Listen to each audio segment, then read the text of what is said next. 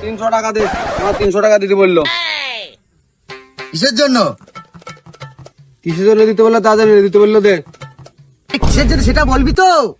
ওই পিন্টু একটা ঘড়ি কিনছে, ওর মতো আমিও একটা ঘড়ি কিনবো, সেই সুন্দর দেখতি। আমার কাছে 200 টাকা আছে, আর 300 টাকা দাও। 300 টাকা?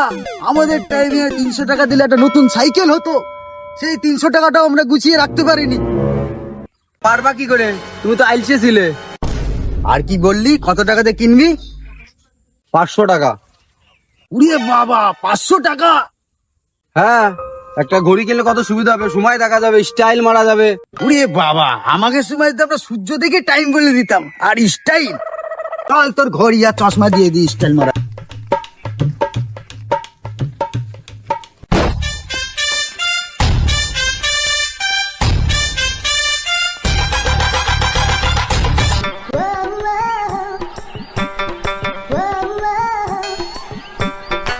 ঘড়ি চশমা পরিয়ে দিলাম, যা স্টাইল মেরে রাখা যা।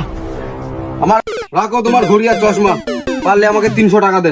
পারলে তুই 300 টাকা দে, আমি অনেকদিন খাসির মাংস খাইনি, আমি খাসির মাংস খাবো। বাইক বেলা 300 টাকা চাই, সমিতি 300 টাকা চাই, আর শুধু টাকা টাকা টাকা। হ্যাঁ? ঘড়ি কিনবে, টাকা কামানো বেলায় নেই ঘড়ি কিনা। এদিক বাপের বাচ্চা, বাপ দিল না টাকা, এদিক মাও দিল না টাকা, কি করি?